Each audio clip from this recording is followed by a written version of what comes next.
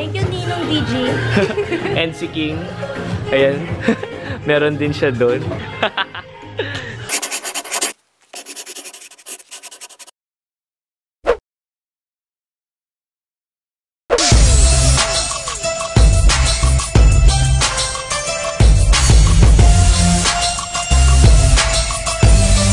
Hey guys! Welcome back to my YouTube channel. So for today's video, ang plano ko talaga is mag-shopping para sa mga Actually, kailangan ko ng mga winter clothes ngayon. Kaya for winter yung isa-shopping ko today.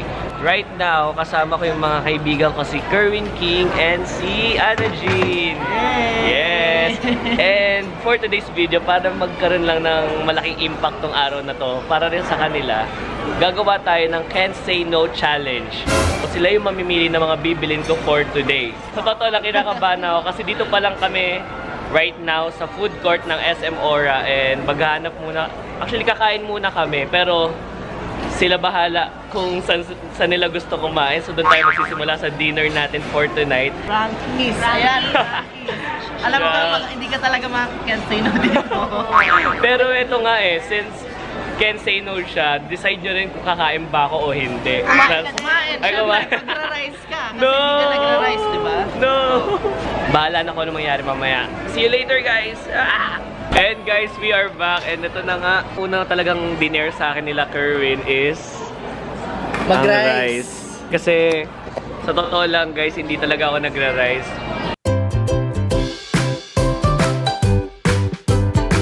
So ito na nga guys, we are back and nandito na tayo sa Power Max Center. So ito yung unang pinuntahan namin nila Kerwin kasi lagi niya akong pinipilit bumili ng ano tawag doon, yung orange? Hard drive. Ayun, hard drive. Lagi niya akong pinipilit bumili ng ganun. Ako kasi sobrang namamahalan ako dito.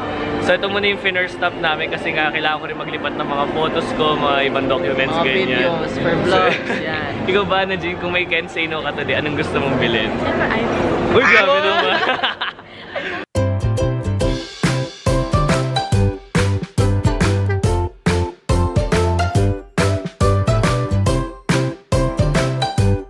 So, doon na kami sa first purchase natin.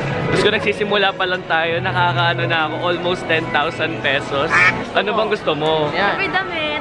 Ay! Sige. Since hindi talaga ako makakaindi, bibili natin si Ana Jean ng pang-Christmas niya. Pang-Christmas party. So, tara doon tayo sa baba. Ano bang gusto mong puntahan? Sige, punta tayo sa Bershka right now. Wow! Yan, dito na kami sa Bershka.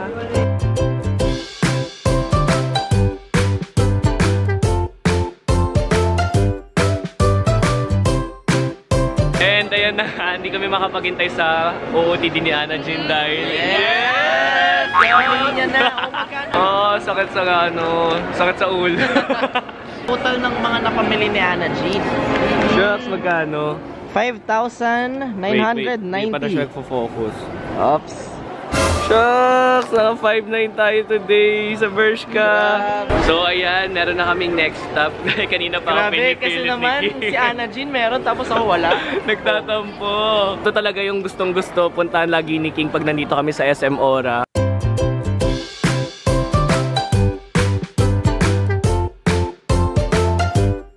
Yes, next stop. Yan. Ito yung kailangan talaga kasi pang winter yung mga gamit dito. Since legit na preparing tayo for winter, ito mga pinili ni King and nakakagulat yung price. So, kasi kinuha niya pa lahat ng kulay, pati yun yung gray. So yung parka siya na worth 6,990.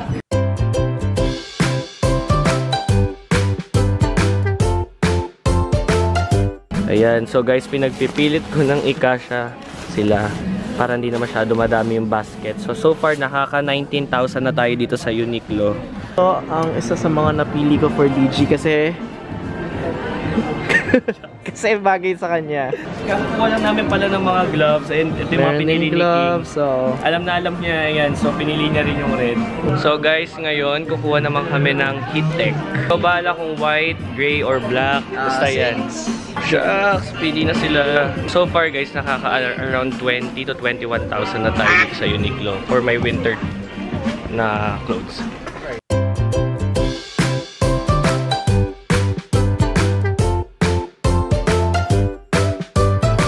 Ayan guys, ito na nga, nagko-compute na. So, nasa around 29,000. 29,000 o 31,000, mga ganun yung total. So, ayan na inaayos na ni Kuya lahat ng pinamili namin. So, ayan, pinapackage counter muna namin lahat ng nabili. And right now, nandito kami sa pinaka last stop daw, sabi nila. Last stop na. Siguro ayaw na nila. Last na talaga to ah. Mapagod na rin kami. And magsasara na yung mall mamaya-maya. So, si Ana Jean ang may decision pumunta dito. At, oh, grabe siya, no? Siya yung namimili ng damit. Siya yung pinakatahimik sa aming lahat, pero Siya yung, oo nga, grabe siya.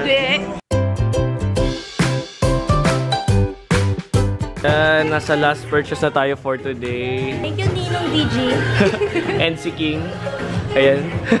Meron din siya doon. So, ayun. Ito na yung pinaka-last natin na binili dito sa Forever 21. May mga pahabol pa sila. Nakakainis. So, mamaya magko-compute na tayo kung magkano yung nakuha natin.